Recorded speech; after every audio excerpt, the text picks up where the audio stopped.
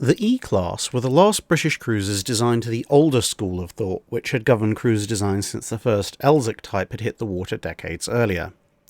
Their design started in the latter part of World War I after intelligence reports that the Germans were building new cruisers and mine layers possessing extremely high top speed.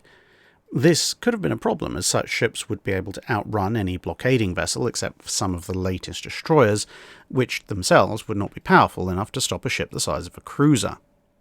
And so, a new class of fast cruiser was needed. The largest class of British cruisers at the time, the C's, could make about 29 knots, as could their D-class successors. Older vessels like the 1910 Town class were a few knots slower.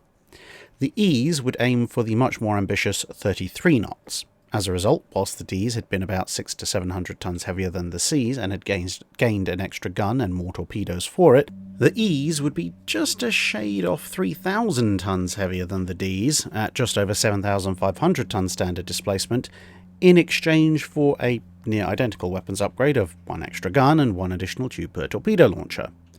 Everything else was to be put into more machinery for more speed.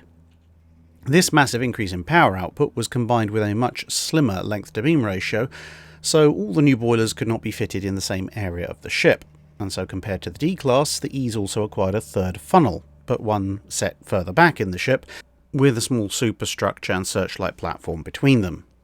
3 ships were ordered in 1918, Emerald, Enterprise and Euphrates, but the latter was cancelled in the same year.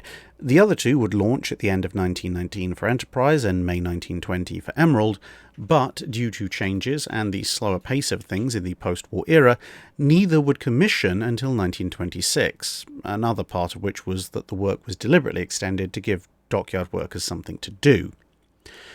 The main battery had initially been conceived with several guns clustered forward in a manner similar to that of the later designed Omahas, but in the end it consisted of a total of 7 guns of 6-inch caliber, almost all of which were on the centre line. But here the 2 ships differed. Emerald was completed with a pair of single guns superfiring forward, a pair of amidships guns on the wings just after the second funnel, another gun right behind the third funnel, and the 2 final guns superfiring aft. Enterprise was mostly similar, except that the 2 forward guns were replaced with a single experimental twin turret, and the whole battery was then connected to a direct control tower, or DCT. Anti-aircraft firepower was provided by a trio of single 4-inch guns and a number of pom-poms and machine guns. 4 sets of triple torpedo tubes were initially installed, 2 sets per side, the same as on the D-class, but this would be upgraded to the actually approved armament of 4 quadruple torpedo launchers within a few years of the ship's commissioning. Armour consisted of a 3-inch belt amidships that thinned at either end, and a 1-inch thick deck whose precise location varied depending on where you were along the ship. They attained their 33-knot design speed thanks to using destroyer-type machinery, delivering 80,000 shaft horsepower via 4 screws, and would enter service with a rotating flying-off platform just aft of the third funnel and 5th gun. The twin turret on Enterprise proved to be successful, and would be developed into the type that would equip the Arethusa and Leander class cruisers. And during the interwar period, both ships received various upgrades, replacing the light anti-aircraft suite with new 40mm pom-poms and a handful of machine guns, as well as a catapult replacing the platform for aircraft, and of course new fire control systems.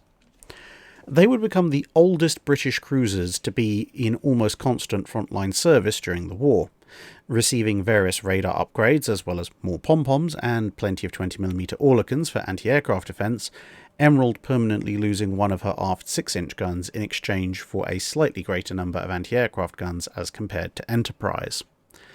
Both ships actually started the war off by transporting some of the UK's gold reserves, after which Emerald would spend most of her war in the Indian Ocean, escorting convoys or being part of the Eastern Fleet, returning home in 1944 to help in the bombardment of German forces at the D-Day landings, and thereafter, and then was put in reserve in early 1945, then sunk as a target in 1947, before being refloated and scrapped in 1948.